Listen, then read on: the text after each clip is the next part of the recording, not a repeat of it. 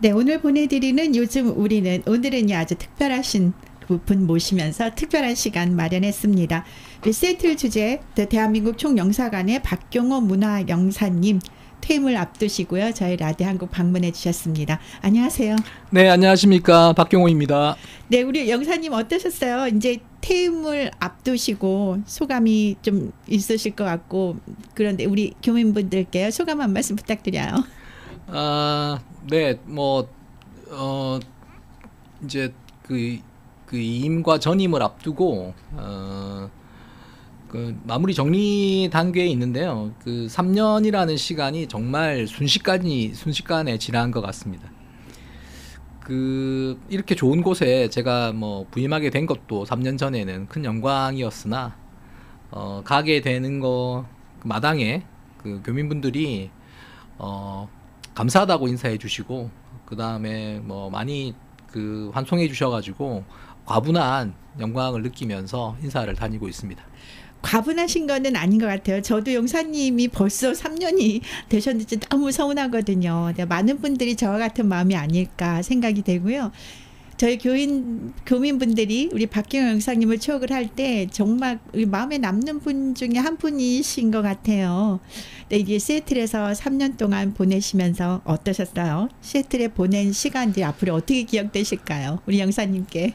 네, Sleepless in Seattle이라고 하는데 사실은 잠을 많이 못 잤다고 할 정도로 행사가 많아가지고 행사가 많을 때는 좀 긴장되고 그러다 보니까 초저녁에 잠들고 새벽에 일어나서 핸드폰이나 카톡이 안 울릴 때 새벽에 일을 좀 많이 했었는데요.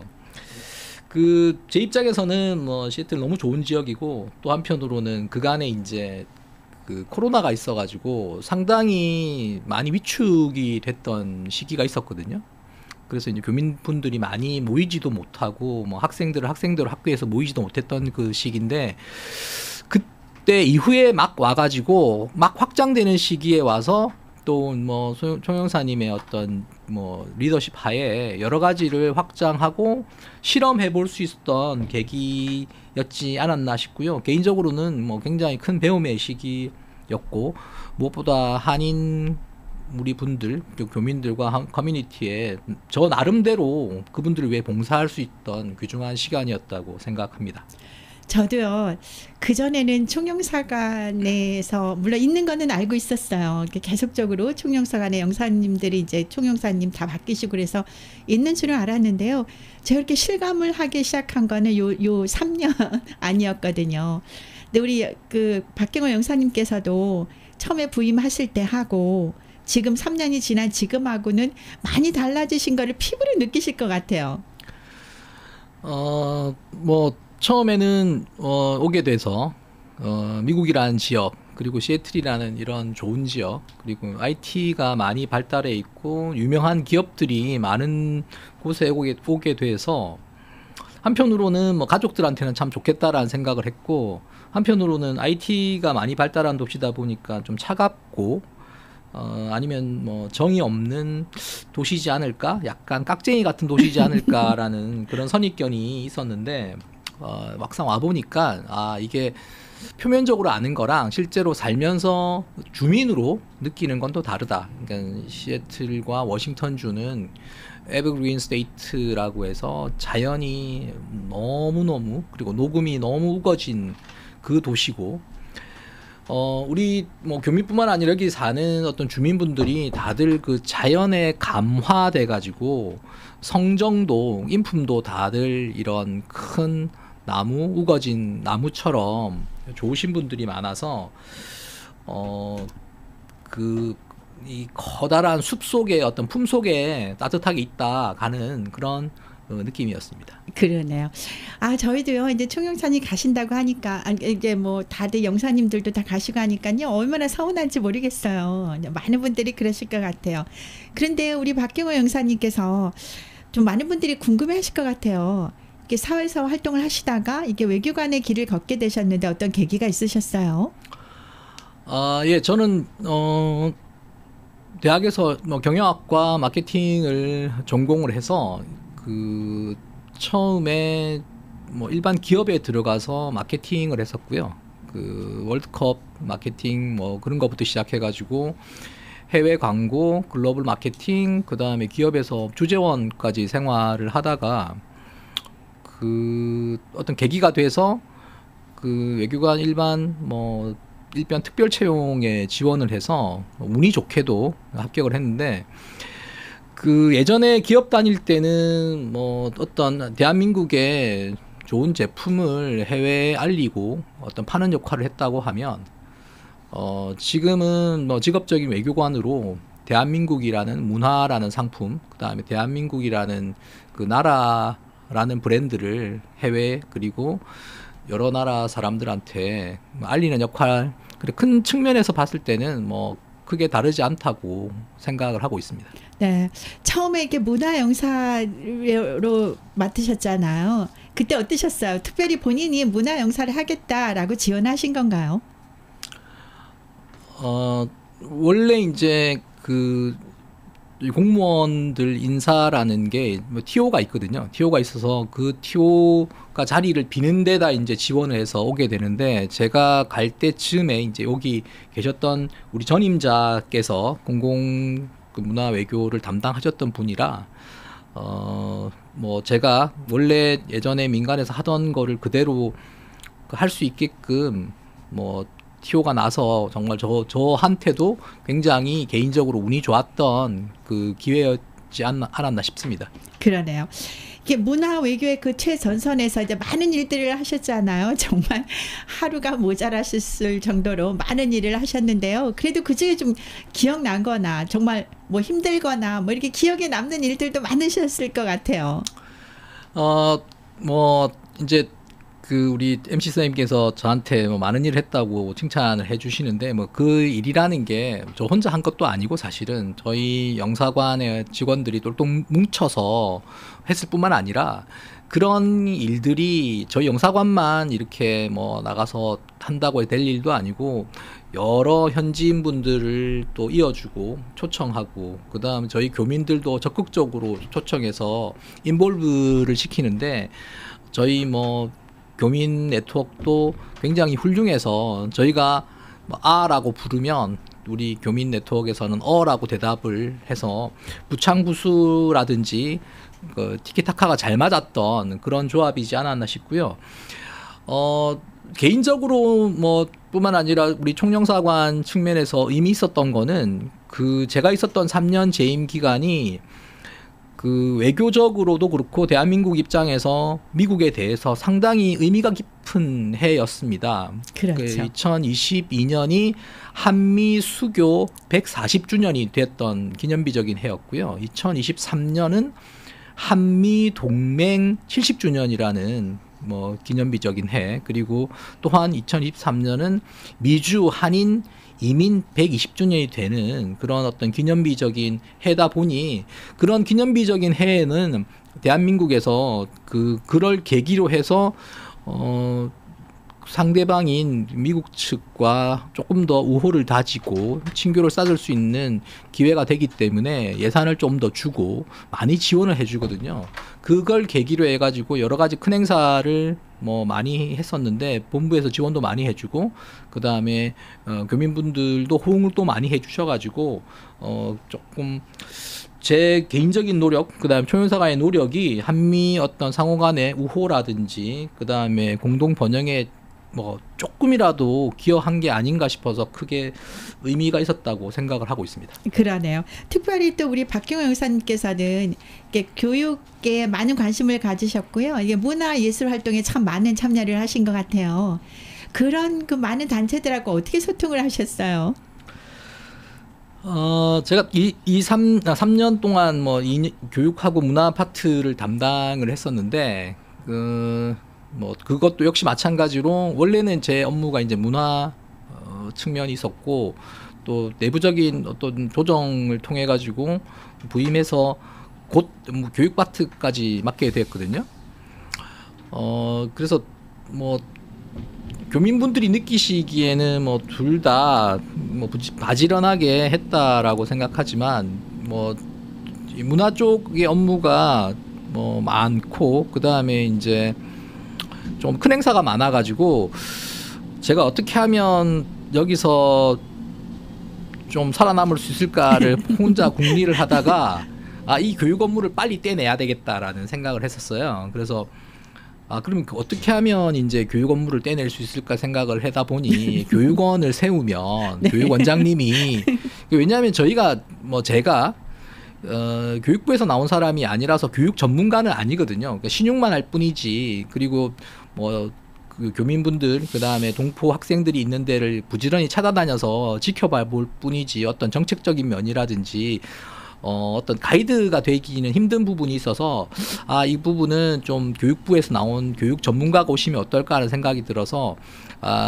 그 초창기에는 교육원이 세워질 수 있는 어떤 토대를 닦는데 좀 많이 시간을 썼고 또 이제 저희 총영사님 역시 마찬가지지만 교민이 요청하거나 부르는 데는 그분들의 힘을 실어주기 위해서라도 어떤 그 자리를 해서 같이 격려해드리고 같이 동고동락하는 그런 방식으로 했습니다. 그러다 보니까 이제 한편으로는 동포분들이랑 또 많이 친해지고 처음에는 저도 이제 약간 낯가림 플러스 낯을 잘 인식을 못해서 처음에는 누가 누군지 잘 몰랐는데요.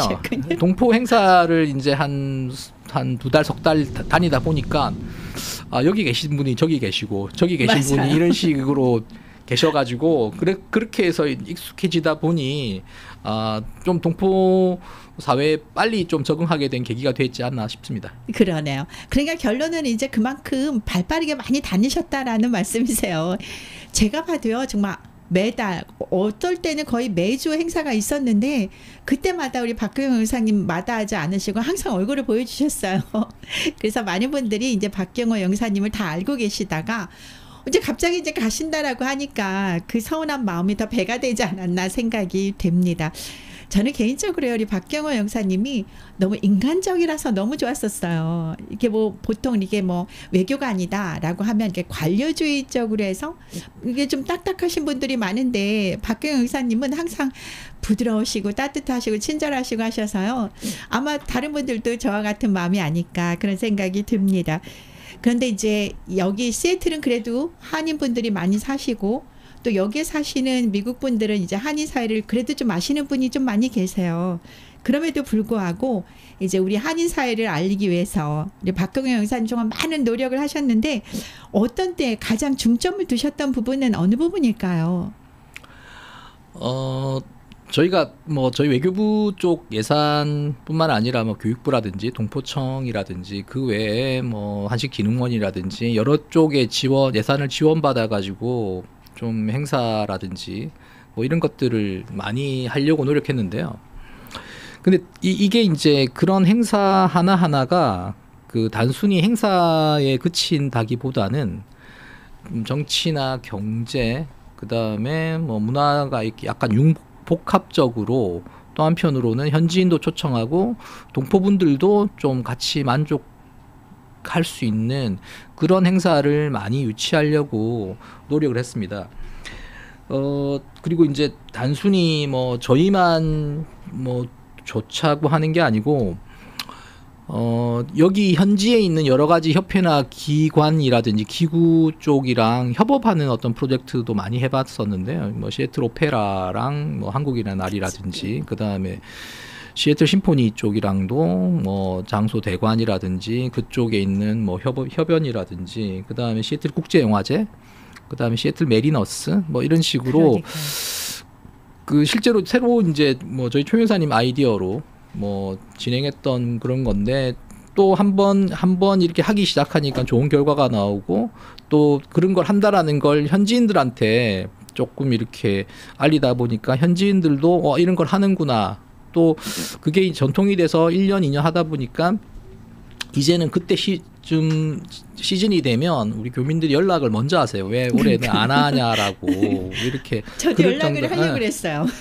그럴 정도로 좀 좋아해 주시고 또 그런 데서 그 현지인들한테 또 이제 한국의 날이라고 축하를 받으니까 거기에 참석을 하시면 뭐 덩달아 어깨가 올라간다라고 말씀을 많이 해주셔가지고 그런 것들은 되게 좋았던 것 같습니다. 그러네요. 제가 알기로도요. 벌써 딱 기억에 남는 게요. 우리 서은지 총영사님께서 그 메리너스 게임 하실 때 시구하신 거, 그다음에 이제 한식 경연 대회 하신 거, 정말 그게 너무 인상적이었어요. 그 전에는 그런 게 저는 없었다고 생각을 했거든요. 그리고 요번에 제가 작년에 그 타운홀 미팅 할 때 정말 제가 미국에서 오래 살았는데 처음으로 참석을 했었거든요. 근데 많은 일들을 하고 계시고 의외로 총영사관에 계신 분들이 많이 계시더라고요. 저는 한 몇 분 정도 되시나 생각을 했는데 의외로 많은 분들이 계셔서 보이지 않는 많은 손들이 이렇게 있구나라고 생각을 하게 됐습니다. 아, 그나저나 이제 우리 박경호 영사님께서 이제 오늘 방송을 끝으로 이제 모든 공직 활동에서는 이제 어느 정도 손을 떼셨을 거라고 생각이 돼요. 네, 영사관에서는 이제 어느 정도는 업무 인수인계가 됐고 주변 지금 남은 뭐 3주 정도 남았는데 인사 다니고 있는 상황입니다. 좀 서운하지 않으세요? 뭐 사실 올해도 뭐 예년과 뭐 똑같이 바빴고요. 상반기에 웬만한 일을 이제 다 끝내놓고 그다음 저희 후임자한테 넘겨주기 위해서 사실 뭐 올 상반기도 굉장히 바쁘게 일을 해서 뭐 웬만한 일이 다 끝났고요. 후임자분께서 굉장히 뭐 좋아하시겠지만 한편으로는 이제 다시 그 다른 지역에 있는 대사관을 가면 또 보통 저희 그 업무들이 하반기에 많이 몰려 있거든요. 뭐 올해만 제가 특별하게 일부러 상반기에 좀 많이 해 두었는데 그쪽에 가서 이제 또 남아 있는 어떤 그 지역 그 대사관의 일들을 좀 부지런히 챙겨야 되지 않을까 싶습니다. 그러네요. 근데 그 우리 영사님께서 여기 3년 동안 시애틀에 계시면서 가족이 함께 계셨잖아요. 네네. 그러면 이제 곧 또 새로운 부임지로 가시게 되면 가족이 함께 가시는 건가요? 뭐 가족은 제 처가 뭐 공부할 게 좀 있어가지고 가족은 뭐 남아 뭐 있겠다라고 얘기를 하셔서 뭐 그분들도 개인의 의사와 또 그게 있기 때문에 뭐 제가 그러면 흔쾌히 지원하겠다라고 얘기를 해서 저만 왔다 갔다 하는 걸로. 그래서 뭐 제 몸은 일단 떠나고 본 적은 아마 콜롬비아에 소속하겠지만 휴가 때는 뭐 한두 번씩 왔다 가면서 또 우리 그 교민분들한테 지나가다가 인사를 드리지 않을까 싶은데요. 혹시나 저를 보시면 그 참나무에 노란 리본을 좀 걸어주시기 바랍니다. 아, 그럴게요. 저부터도 그 길가에 많이 매달아 놓도록 하겠습니다. 아, 그런데요, 우리 영사님 여기 시애틀에 계시고 많은 분들이 우리 영사님이 이제 그 다음 부임지는 어딘지 가시면 또 어떤 일을 하고 하시게 될지 많이 궁금해들 하시는 것 같아요. 이제 다음 부임지는 어딘지 거기서는 또 어떤 일을 하실지 한번 우리 방송을 들으시는 분들께 한번 소개해 주실까요?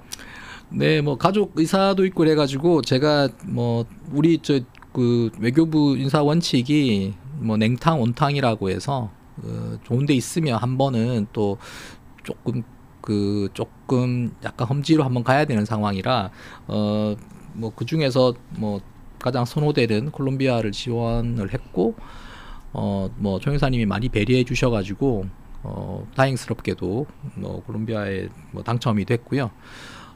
콜롬비아 가서도 옛날에 제가 여기 와서 했던 일 그대로 할 것 같습니다. 뭐 교육, 그 다음에 보훈, 그 다음에 공공외교 요렇게. 그래서 이게 보통 하던 어떤 일들은 어떤 공간을 가거나 그 어떤 그 같이 일하는 뭐 협력업체라든지 그 다음에 타겟이 조금 다를 뿐이지 돌아가는 시스템은 거의 비슷하거든요. 그래서 뭐 원래 하던 일들을 뭐 거기서 펼치면 되지 않을까 싶고 그 실제로 시애틀에서 많은 다양한 그리고 뭐 재미있는 실험을 해봤기 때문에 그리고 그런 관련된 자료가 다 남아 있어서 그 콜롬비아에 가서도 그 시애틀에서 했던 것들 중에서는 몇 가지는 또 한번 펼쳐볼까 하는 생각도 있습니다. 그러네요. 그럼 또 콜롬비아 그쪽 지역이 또 한 번 또 뒤집어지겠습니다. 그래서 사실 그 총영사관이 그 지역에 있다라는 건 그만큼 복받았다라고 해도 과언은 아닐 것 같아요. 이 총영사관이 세계 곳곳에 다 있는 건 아니죠. 네, 그 보통은 이제 나라마다 그 대사관이 있고요, 수도에. 보통 대사관, 한 나라에는 한 대사관이 있는데, 그 교민이 이제 특별히 많이 사는 어떤 지역에, 그 다음에 상공업이라든지 이런 거에 종사하시는 분이 많을 경우에 영사관을 별도로 세웁니다. 그래서, 미주 지역에 한 10여 곳이 있고, 뭐 중국에도 그 정도, 일본에도 그 정도, 교민들이 많다고 하는 지역에는 그렇게 이제 지역마다 영사관이 있고요.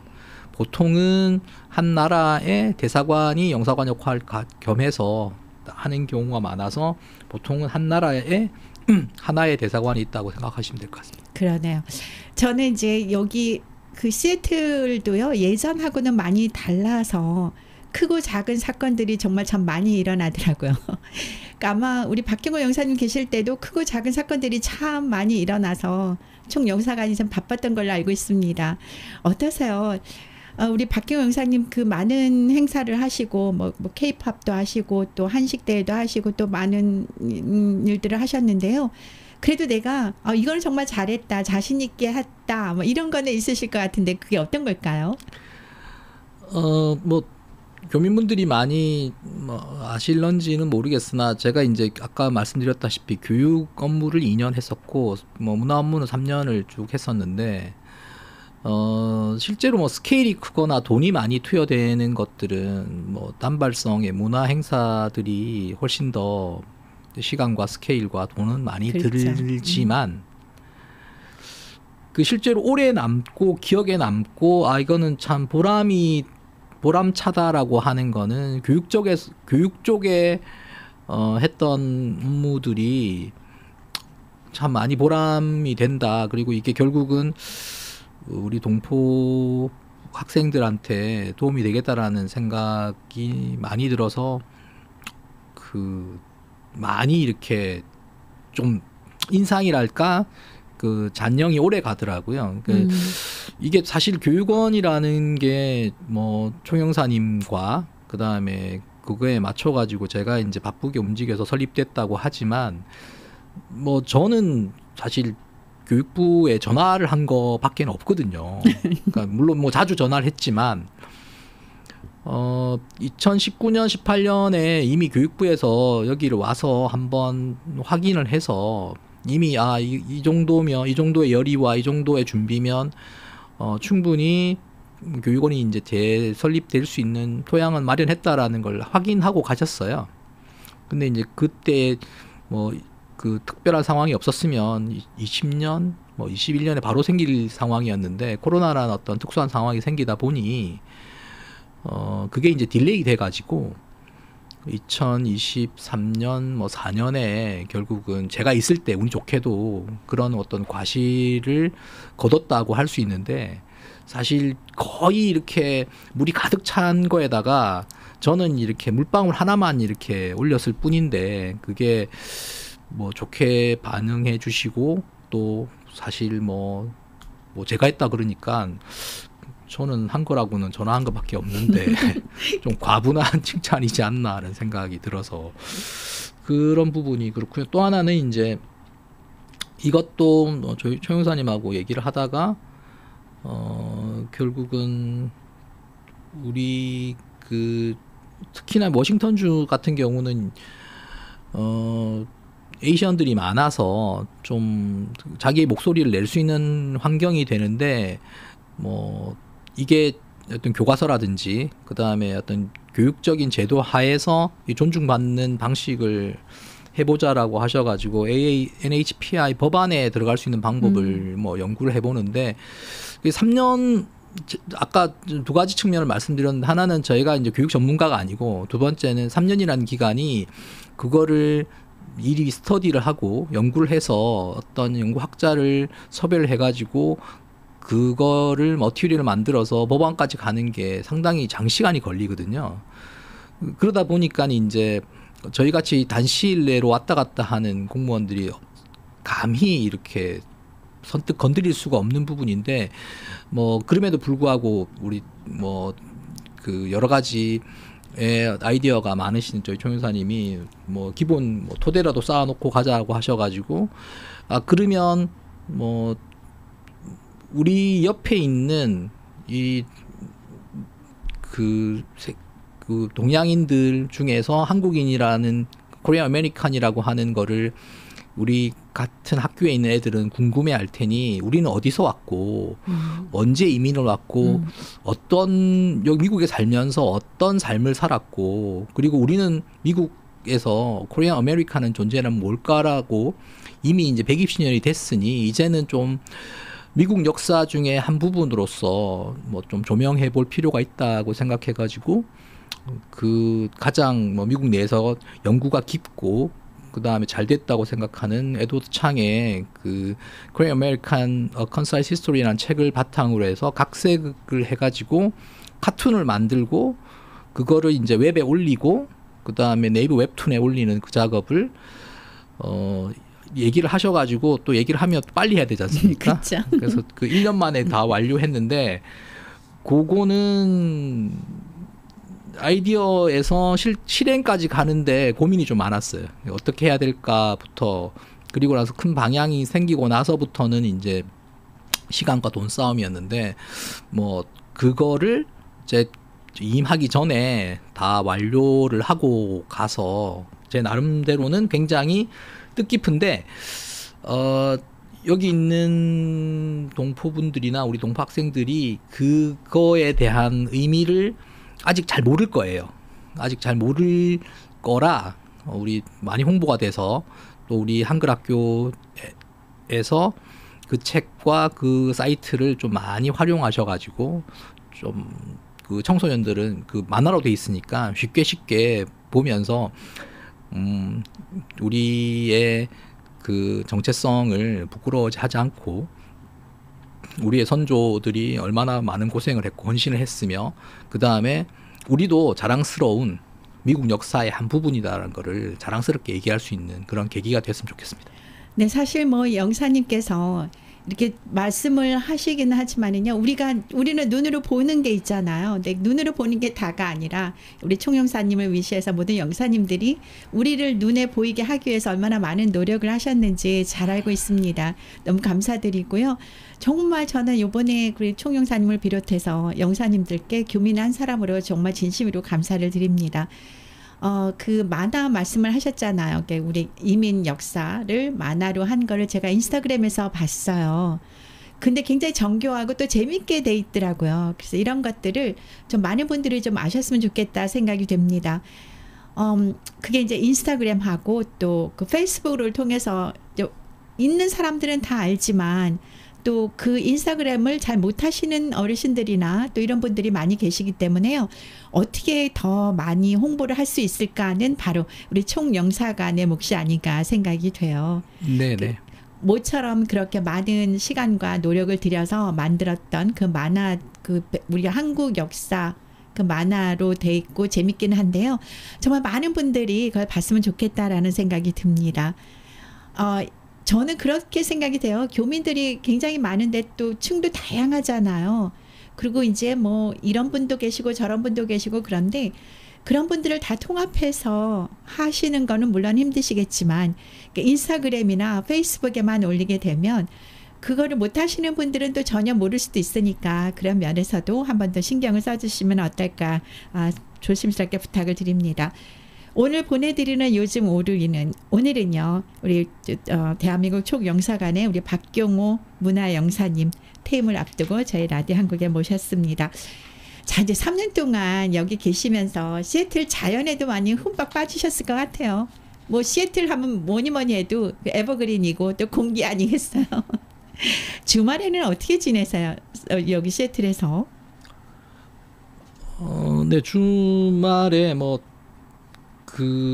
주로 주말에는 그 대외 활동은 뭐 많이 하지 않고요. 그 동포 행사 초청이 많아가지고 별도로 약속은 거의 잡지 않았습니다. 그래서 또 한편으로 뭐 우리 애기들이 아빠가 집에 있으면 뭘 공부라든지 뭘 자꾸 시키니까 아빠가 맞춰서 나가주면 자유라고 생각해서 좋아하거든요. 그러시군요. 그 대신에 이제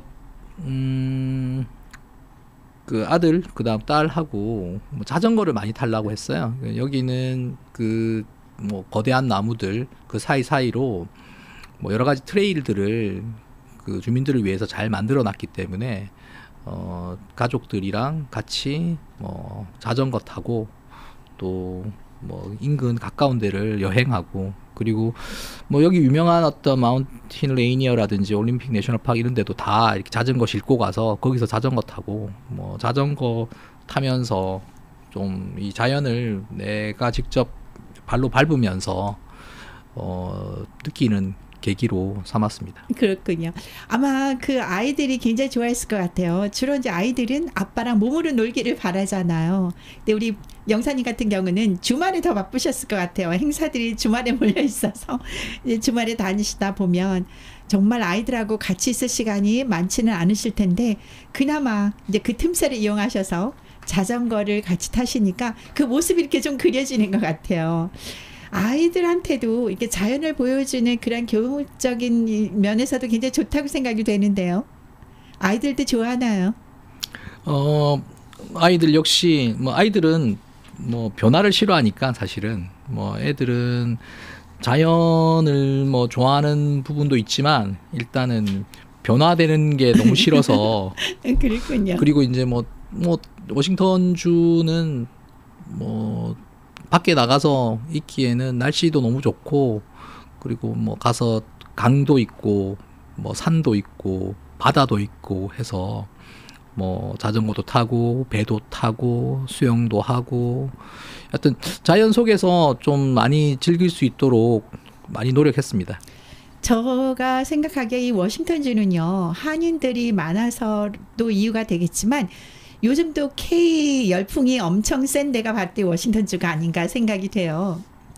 우리 영사님께서도 우리 K 한류가 이렇게 인기가 있었나라고 느끼셨을 때가 있으셨을 것 같아요. 어떨 때 그렇게 느끼셨을까요? 뭐 그 여러 가지를 저희가 이제 그 우리 K 어떤 문화의 에셋이라고 하는 뭐 한식, 그 태권도, K-팝, 문화, 그다음에 영화, 드라마 뭐 어느 것 하나 소홀히 하지 않고 다 다루면서 뭐 기회가 있으면 뭐 다 그 어프로치 하려고 했는데요. 이게 이제 제가 조금 이번에 행사를 3년간 하면서 느꼈던 거는 어떤 거에 대한 투자라든지 어떤 거를 진행하는 데 있어서 그러니까 1년, 2년, 3년 어떤 단시간에 어떤 뭐 가시적인 결과를 꼭 봐야 되겠다고 하면 쉬이 지치는 경향이 있는데 그 올해 한식 경연 대회를 진행하면서 이제 그 인근에 있는 그 외국인 기자가 와가지고 취재를 해가면서 그 기사를 보니 뭐 커리너리 디플로머시라고 이렇게 그 외국 기자는 명명을 했는데 일종의 뭐 음식 외교지 않습니까?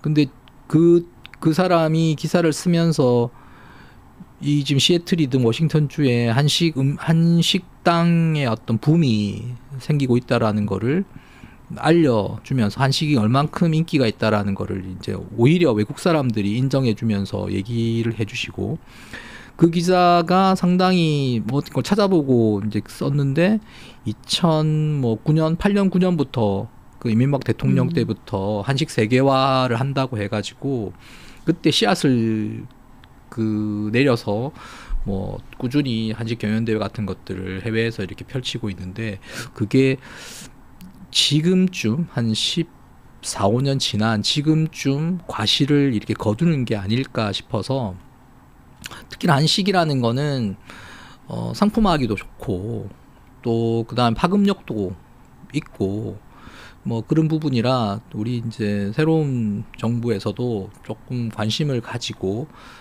그런 쪽을 좀 중점적으로 지원하면 어떨까 하는 생각이 듭니다. 왜냐하면 꼭 자동차를 팔거나 핸드폰을 파는 어떤 물성적인 것뿐만 아니라 그렇죠. 얼마든지 한식도 상품화가 될 수 있는 거고 또 이런 것들은 사실 뭐 한국이 원천이 될 수 있지만 얼마든지 다른 나라의 음식 식문화가 결합이 돼가지고 또 활성화가 될 수 있는 부분이 커서 이렇게 플렉시빌리티가 크다 보니까 조금 그런 쪽에서는 시대가 좀 많이 바뀌었고 이런 쪽에서는 새로운 가능성이 보이는 게 아닐까. 이게 천편일률적인 어떤 K-팝이라든지 뭐 이게 아니라 이 나라의 문화와 또 사람들이 쓰이는 것 그 문화라든지 이런 것들은 결국은 가지고 노는 사람이랄까 가지고 쓰는 사람의 어떤 그 주관인 거거든요, 사실. 그런 측면에서 봤을 때는 어떤 새로운 가능성을 봤습니다.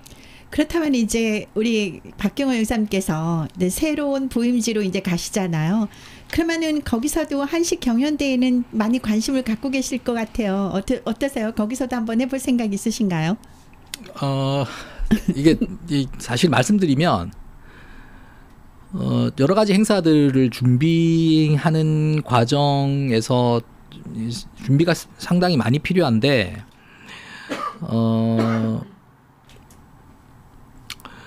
그 한식 경연 대회 하는 게 결국 조리 기구가 들어가야 되지 않습니까? 그쵸. 그러다 보니까 생각보다 준비가 많이 필요합니다. 그래가지고 뭐 지금 3년째 해왔는데 첫 번째 해는 미군 부대에 들어가가지고 미군들의 어떤 전폭적인 그때 당시는 이제 한미동맹 70주년이라고 해서 1군단에 들어가지고 그 군대 내에도 셰프들이 굉장히 많거든요. 그 셰프들을 이렇게 해서 그 한국계 피가 하나도 안 섞인 미국 사람들이 떡볶이를 만들었는데 정말 다양한 떡볶이가 나왔습니다. 근데 이제 그때는 그 미군 부대의 어떤 뭐 그 캔틴이라든지 다이닝룸을 이용하다 보니까 좀 편한 부분이 있었는데 그 외에 그 다음 해부터는 레이니어 클럽, 그 다음부터는 이제 시애틀 센트럴 컬리지 쪽에 요리 학교로 갔더니 실제로 그 조리 기구를 어레인지하고 그 어떤 조리 과정을 컨트롤한다라는 게 굉장히 어렵더라고요. 그래서 이게 상당히 그 준비도 많이 필요하고 사전에 협의도 엄청 필요한데 이 어떤 고난의 과정을 제가 콜롬비아까지 가서 할지 말지는 좀 고민을, 왜냐하면 그쪽에 있는 그 우리 현지 그 협업 벤더들을 봐야 돼서. 근데 뭐 한 3년간 해봤으니까 그 노하우를 가지고 뭐 그쪽에서만 뭐 하고 싶다고 하면 얼마든지 해보고 싶은 생각이 있고요. 그 다음에 이제 제가 뭐 한식진흥원 쪽에 그동안 뭐 열심히 그 다음에 뭐 해서 쌓아놓은 네트워크 있으니까 그쪽한테 좀 예산 좀 지원해달라고 해서 해보면 어떨까 싶습니다. 한식은 조금 파급력이 있는 것 같아서 저도 해보면서 힘든데 생각보다는 좀 더 그 의미가 있다. 그리고 이게 결국은 심사로 온 사람이든 아니면 참가한 게스트든 아니면 거기에 실제로 경연에 참석한 사람이든 결국은 하나의 축제처럼 논아 먹고 나누고 정을 나누고 하는 게, 그러니까 뭐 입상을 하든 안 하든 간에 좀 기분 좋게 헤어질 수가 있어서 그런 것들은 참 좋은 기회인 것 같습니다. 그런 것 같아요. 이렇게 한식 경영대회라고 해서 정말 그 딱딱한 경영대회가 아니라 다 같이 즐기는 파티 같은 분위기였던 것 같아서 항상 기억에 남는 것 같아요. 그런데 이 한식 경영대회가 꼭 워싱턴주에만 있는 게 아니더라고요. 다른 주에서도 이미 또 하고 있었던 그 주가 있더라고요. 그래서 그 정말 한식이 그렇게 다양할 수 있는지 저도 깜짝 놀랐습니다. 네, 오늘 보내드리는 요즘 우리는 오늘은요 박경호 문화영사님 퇴임을 앞두고 저희 라디오 한국을 찾아주셨습니다. 자, 어떠세요? 정말 우리 한인 사회가 이제 여기 워싱턴주만 하더라도 이민 100년이 넘었잖아요. 그래서 이제 많은 분들이 이제 먹고 사는 문제에서는 좀 해결이 어느 정도 되지 않았나. 그래서 이제 눈을 돌리는 게 바로 문화 쪽이 아닌가 싶어요. 근데 마침 또 이게 문화 담당하시는 영사님이시라 이 시애틀은 특히 또 이게 지리적으로도 한국하고도 제일 가깝고 또 한국에서도 많이 알려진 곳 아니겠어요? 시애틀 하면. 이 시애틀만이 가질 수 있는 이런 문화적 특징이요. 우리 한국 문화를 소개하는데 많은 영향력이 있었을까요? 일단 뭐 시애틀 지역은 그 아까 말씀드렸다시피 그 IT가 발달한 뭐 도시이긴 하지만 자연이 일단 너무너무 훌륭해서 여기에 그 살고 계신 분들은 뭐 여기로 바로 이민을 오셨을 수도 있고 다른 지역에 있다 오셨을 수도 있지만 여기에 살면서 제가 만났던 분들은 너무너무 뭐 와서 만족한다라는 측면을 말씀을 많이 하시고, 두 번째는 그분들의 인품이 다들 제가 인품이 훌륭한 사람만 만나서 그런지 모르겠으나 이 동포사회에 나오셔가지고 봉사하시는 분들의 인품들이 너무너무 좋으십니다. 그게 아마 자연을 배워서 뭐 그런 게 아닐까 싶고, 배품도 많으시고 또 자기의 개인의 어떤 여러 가지 부분을 희생하셔가지고 커뮤니티에 대한 봉사가 굉장히 뛰어나시거든요. 그러니까 사실 뭐 저희 영사관이든 아니면 동포 사회에서 여러 가지 행사가 있었다고 하면 그분들의 어떤 기여라든지 헌신이 없었다고 하면 이번 주나 다음 주, 지난주에 있었던 행사 어느 것 하나 제대로 진행되기가 힘든 부분이 있거든요. 그 아까 뭐 말씀드렸다시피 뭐 제가 뭐 어떤 주말마다 어떤 행사에 와서 한두 시간 있다 가는 그거는 저는 아침에 일어나서 옷 차려입고 그냥 참석만 하면 되는데, 그 행사를 준비하기 위해서 그게 문인 행사든 문인회 행사든 아니면 뭐 교육 행사든 간에 그 조직위원회에 계신 분들은 뭐 못해도 일주일 전에 뭐 장소, 그다음에 음식 이런 것들을 다 얼마나 많은 시간과 뭐 개인의 비용을 써가지고 그걸 하겠습니까? 그래서 영사관의 식구들이 가서 가족처럼 축하해드리고 그다음에 뭐 수고했다고 격려해드리는 게 뭐 당연하다고 생각하고요. 그게 오히려 저희가 뭐 돌려드리는 방법이지 않을까 하는 생각이 듭니다. 그러네요. 그렇게 말씀해 주시니까 교민의 한 사람으로서 정말 너무 감사드립니다. 그런데요, 이제 우리 박경호 영사님께서는 문화 외교의 최전선에서 일하시는 분 아니시겠어요? 각 나라 대표를 해서. 그렇다면은 지금 한 3년 이렇게 문화 영사로서 일을 하시고 나서 배운 점도 참 많으셨을 것 같아요. 어떠셨어요? 그 우리 영사님의 어떤 달라진 그런 가치관이 있을까요? 문화 영사를 한 3년 하시면서. 잠깐만요. 적어왔는데. 그러셨군요. 적어왔는데 어디인지 모르겠다. 저는요, 이게 문화 영사님께서 이런 뭐 관료적인 게 아니라 개인 회사에 있다가 사회생활을 하시면서 이렇게 오셨잖아요.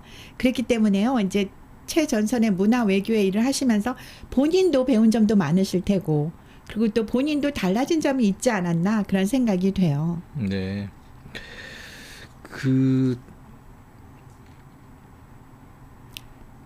18번인데요. 18번. 잠깐만요. 다 적어왔. 답을 모범 답안. 자, 사실 제가 아까 뭐 모두의 질문 중에서 이런 게 있었는데, 오기 전의 인식과 3년을 겪어보면서 인식에 어떤 가장 큰 차이가 있냐고 했을 때, 뭐 그 전에 제가 미국에서 연수도 하긴 했지만 동포 사회에 나오진 않았기 때문에 미국 사회 시스템이 어떻게 흘러가는지를 정확하게 모르는 경향이 많았습니다. 근데 피상적으로 아는데, 동포 행사를 참여를 하고 그 다음에 다른 커뮤니티 행사도 참여를 해보면서 어떤 걸로 너무너무 깜짝 놀란 거는, 그 미국이라는 나라가 1인당 GDP가 8만 불을 상회하는 그런 나라인데, 그리고 우리나라는 뭐 향약이라든지 두레 같은 좋은 어떤 상부상조의 풍습을 전통적으로 가지고 있다고 얘기를 하고 있으나, 실상은 우리나라에서 현재 이루어지는 모습이 저는 개인적으로 커뮤니티에 봉사는 많지 않다고 느꼈는데, 미국에 와서 어떤 분들도 다들 어떤 하나의 어떤 단체, 뭐 학교라든지 PTA라든지 그런 쪽에 소속돼 가지고 열심히 자기 개인의 어떤 시간과 비용을 쓰면서 도네이션도 많이 하시고, 그래서 상부상조의 전통은 미국에도 있구나. 미국에 오히려 더 크구나. 또 이런 걸 돈으로 환산하면 이 나라의 1인당 GDP는 도대체 얼마일까? 그런 거를 좀 보면서 좀 깜짝 놀랐던 기억이 있고, 미국을 이끌어가는 여러 가지 힘이 뭐 과학기술, 그 다음에 군사력, 이런 것도 외부적으로 경제력 이런 것들이 외부적으로 표출되는 거라고 한다면 실제로 살아보고 느껴지는 것들은 신뢰성, 그 다음에 국민들이 정직을 가장 뭐 기본으로 삼고 있다라는 부분, 그 다음에 커뮤니티한 봉사를 그거는 당연히 해야 되는 거다고 인식하고 있다라는 그 인식을 바꾸기 쉽지가 않거든요. 근데 그쵸. 그런 걸로 봤을 때는 그런 거 참 무섭다. 이런 어떤 전통은 우리나라에서도 많이 확산됐으면 좋겠다. 하는 생각을 해봤습니다. 그런 것 같아요. 아무리 단체장들께서 열심히 한들 우리 교민들의 협조가 없었다면 그렇게 잘 하실 수 있으리라 생각은 안 돼요. 여기 사시는 오늘 교민들이 참 멋이 있으신 것 같아요. 뭐가 뭐 하자라고 하면 깃발 아래 잘 뭉칩니다. 그래서 저도 정말 자랑스럽고요. 그렇기 때문에 우리 한인의 위상이 이곳에서 더 우뚝 서지 않았나 생각이 돼요. 마침 영사님께서 말씀하셨으니까 제가 더 질문이 한 가지 생기는데요. 우리 영사님께서는 다양하게 연령대를 만나보셨을 것 같아요. 교육 문화를 담당하셨으니 연세 드신 우리 한인 1세들도 만나셨을 테고 또 2세, 3세 계속해서 이렇게 만나셨을 거 아니겠어요? 그럼 그 세대 간의 어떤 인식 차이, 문화에 대한 인식이라든가 그리고 혹시 개인적으로 느끼신 적이 있으신가요? 네, 뭐 이게 사실 저는 뭐 한국인으로서 뭐 개그로 여기 와 있는 거라서 여기에선 한국인으로서 여기서 뭐 어떤 국적을 따고 사시는 분도 있고 뭐 그래서 제가 뭐 한 방향이라든지 뭐 그걸로 말씀드리긴 어려운 부분이 있겠으나 제 개인 피셜로 느껴지는 부분은 전체적으로 이제 뭐 동포 사회 봉사하시는 분들은 연령대가 좀 계신 분들이 많으신데 이분들의 어떤 지난한 그 과거 오랫동안의 어떤 그 경험과 그 다음에 그 헌신은 당연히 존중받아야 될 그 마땅한 부분이 있고요. 또 이분들은 한국인이란 정체성이 굉장히 중요하세요. 그래서 한국인으로서 느낄 수 있게끔 뭐 그런 것들을 우리 2세들한테 가르치고 또 전수시키기 위해서 노력을 많이 하시고 그 노력은 상당히 감동스럽고 존중받아야 마땅한 부분이 있고요. 우리 2세들은 미국에서 태어나신 분들이 많아서 이분들은 코리안 아메리칸 중에서 아메리칸의 방점이 잡혀 있어요, 사실은. 그러다 보니까 이제 한국인으로서 미국인인 점이 플러스 에셋이 되는 측면에서는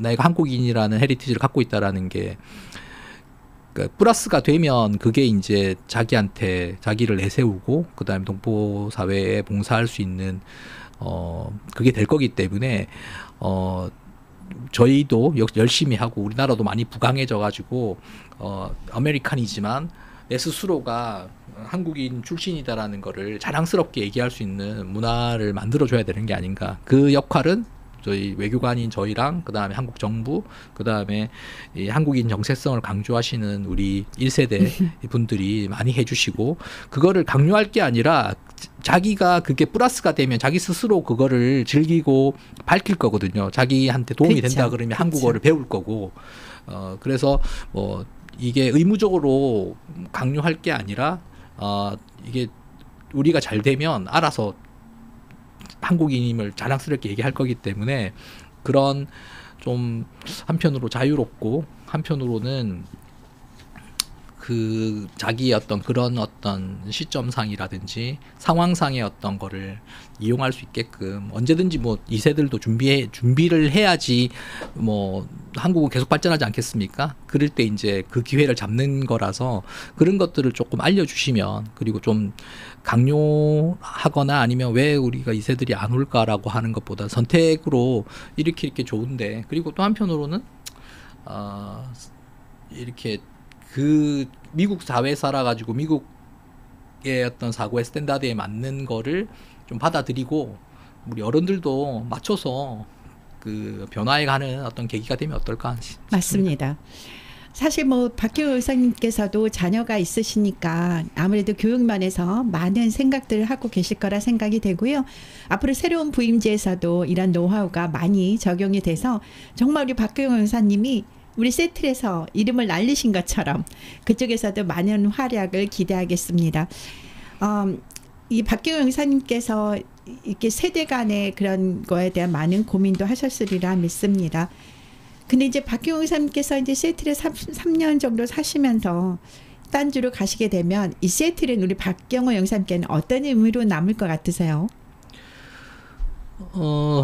시애틀, 슬리플레스 인 시애틀인데 사실 그 영화는 정말 유명한가 봐요. 영화가 제 삶에 그렇게 이제 많이 다가올지 좀 일단 잠 못 이루는 일이 많았었고. 그러셨군요. 저 한편으로는 굉장히 성장할 수 있었던, 그리고 정말 이렇게 녹진한 어떤 그 진한 에스프레소 같은 3년을 농축해가지고 지내다 가는 거라, 사실 뭐 저희가 외교부든 여러 부처 예산을 가지고 하는 사업들 중에서 사실 안 해본 사업이 없다고 해도 과언이 아닐 정도로 여러 가지 사업들을 많이 해봐가지고 제 개인적으로 뭐 역량을 여러 가지를 다 해볼 수 있었던 좋은 계기였습니다. 그러네요. 그러니까 아무래도 박경호 영사님께는 이 시애틀이 잊히지는 못하실 것 같아요. 꼭 뭐 잠 안 오는 시애틀뿐만이 아니라 많은 일들을 훈련을 받았던 이 시애틀 언제든지 기억하실 것 같은데요. 시애틀에 사시면서 혹시 좋아하는 장소, 여기 시애틀은 뭐 트레일만 해도 250개가 넘는다라고 하는데 혹시 좋아하셨던 장소라든가 또 기억에 남는 장소가 있다면 어느 것을 소개해 주시겠어요? 저는 매년 여름에 방학 때 이제 아까 말씀드렸던 시애틀과 워싱턴주가 자랑하는 그 사이클 대회를 재임 기간 동안은 계속 참여했었는데요. 하나는 포틀랜드까지 자전거를 이틀에 걸쳐 타고 가는 거고, 하나는 캐나다 밴쿠버까지 자전거를 타고 가는 건데, 둘 다 그 워싱턴 대학교에서 출발을 하고요. 그리고 그 캐스케이드 산맥을 따라서 이렇게 내려가는 거다 보니까 아무래도 이제 북쪽이 조금 더 높고 남쪽이 조금 더 낮거든요. 그래서 포틀랜드 가는 게 조금 더 쉽습니다. 올라가는 게 조금 어렵고, 뭐 비록 몸은 떠나지만 뭐 우리 그 아들과 딸이 그 대회를 나름 좋아해서 그 대회 할 시점에는 저도 다시 휴가를 내고 와서 또 다시 자전거를 타는 그런 꿈을 꿔보고 있습니다. 그러네요. 가족끼리 한 취미를 지닌다 하고 같이 즐기는 게 그렇게 쉽지만은 않은 것 같아요. 이렇게 듣기로는 쉬운 것 같아도 실제로 행해지는 가정들은 많이 보지 못했거든요. 앞으로도 그 전통을 이어가셨으면 좋겠다라는 생각이 듭니다. 그리고 만약에 이제 우리 박경호 의사님께서 뭐 그럴 수도 있고 안 그럴 수도 있겠지만 다시 또 시애틀로 이제 더 직급이 더 높아져서 부임하실 가능성도 있지 않겠어요? 그렇다면 다시 시애틀에 돌아온다면 어떤 일을 하고 싶으신가요?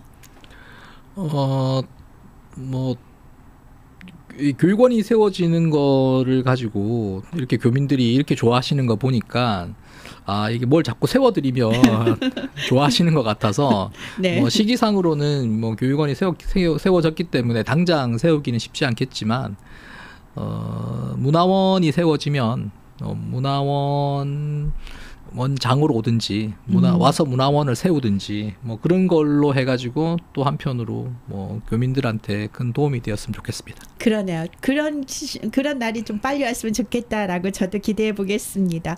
자, 그렇다면요, 우리 영사님께서 문화 외교란 우리 영사님께는 어떤 의미였을까요? 사실 뭐 저에게 문화 외교라는 거는 뭐 외교라는 것 자체가 그렇겠지만 그 사람과 사람의 마음을 이어주는 브릿지 같은 역할이지 않았나. 그래서 제가 뭐라도 했다면 그게 누군가에게 조금이라도 닿았으면 좋겠다라는 그런 바람이었습니다. 그러네요. 그런 마음으로 이제 일을 하시니까 이번에 상을 받으셨죠. 어떤 상 받으셨는지 한번 소개해 주시겠어요? 네, 뭐 교육부에서 주는 재국민 교육 관련된 표창을 받았고요. 교육부 부총리 겸 교육부 장관상을 받았는데 그 제가 작년도 11월 낙스 총회 때 그 교육 업무를 이제 마무리하면서 이민사를 그때도 한번 했었고 이번에 그 3월달에 3.1절 때 그 교육부 총리상을 받으면서도 교민들한테 이제 감사 인사를 올렸는데 그때 당시에 제가 했던 소회는 그 누구를 위해서 종을 울리냐를 물었고 그거에 대한 답은 결국은 뭐 자기를 위해 그게 울리는 거다라고 말씀을 드렸는데 사실 제가 아까도 말씀드렸다시피 제가 무슨 대단한 교육 철학이라든지 어떤 정책적인 뭐 입안을 한 게 아니고 일이 너무 많은데 일을 줄일 수 있는 방법이 뭘까를 이렇게 골똘히 고민하다가 이거 교육원을 세우면 이 업무는 나한테 빠져나가겠구나라는 생각이 들어서 어떻게든 교육원을 세우기 위해서 전화를 뭐 엄청 돌렸는데 그게 소 뒷걸음질 치다가 이렇게 좋은 결과로 와서 뭐 그런 과분한 상까지 제가 이렇게 받게 되었는데 저는 그 상과 그 소회를 오히려 매일매일 그 주말에 시간 내 가지고 그 한글 학교 운영하시는데 쓰시는 그 일선 교육자들과 25년 동안 될지 안 될지도 모르는데 이 워싱턴주 공립학교에서 한국어를 가르쳐 보겠다고 밑 빠진 동에 물 붓듯이 그 교육구를 두드렸던 그 기간 동안에 교육자들을 격려해 드리고 뭐 그런 측면이 결국은 그 종이라는 거는 자기가 그렇게 열심히 했지만 그 종은 동포 그다음에 우리 그 후세들이 다시 받아가지고 그게 다시 더 커지면서 이미 우리한테는 그런 좋은 모범 사례나 뭐 신디류라든지 샘조라든지 그다음에 메릭 스트랜드 의원 같은 사람이 그 훌륭한 코리안 아메리칸들을 많이 보유하고 있거든요. 그런 사람들을 본받아서 이 친구들이 한국어 열심히 공부하고 한국 문화에 있으면서 아까 얘기했다시피 내가 자랑스러운 코리안 아메리칸이다라는 게 그래서 그 교육원이라든지 아까 얘기했던 그 웹툰이 그런 식으로 좀 쓰였으면 어떨까 하는 생각이 있습니다. 네, 말씀은 그렇게 하셨지만 정말 교육원이 세워지기까지 우리 총영사관의 우리 서은지 총영사님 또 우리 박경호 영사님 얼마나 수고하셨는지 아마 교민들은 다 아실 거라고 생각이 됩니다. 오늘 보내드리는 오늘은 우리 박경호 영사님 모시고 이야기를 나눴는데요. 나누다 보니까 어느새 벌써 시간이 돼버렸네요. 끝으로 이 방송을 들으시는 분들께요. 인사드리시면서 방송을 마치도록 하겠습니다. 네, 그 3년간 보살펴 주셔서 너무 감사드리고요. 그 교민들의 따뜻한 품 속에서 저는 시애틀을 제2의 고향처럼 생각할 수 있었습니다. 앞으로도 한인 사회가 그 어떤 자부심과 끈끈함으로 계속적으로 뭐 성장하고 여러분들 각 가정에 행복과 건강이 깃들기를 기원하겠습니다. 제가 혹시 시애틀로 돌아와서 제가 보인다면 올록 트리에 노란 리본을 걸어서 환영해 주시면 감사하겠습니다. 네, 감사합니다. 오늘 보내드리는 요즘 우리는 우리 박경호 문화영사님 모시고 이야기를 나눴고요. 저는 박희옥이었습니다.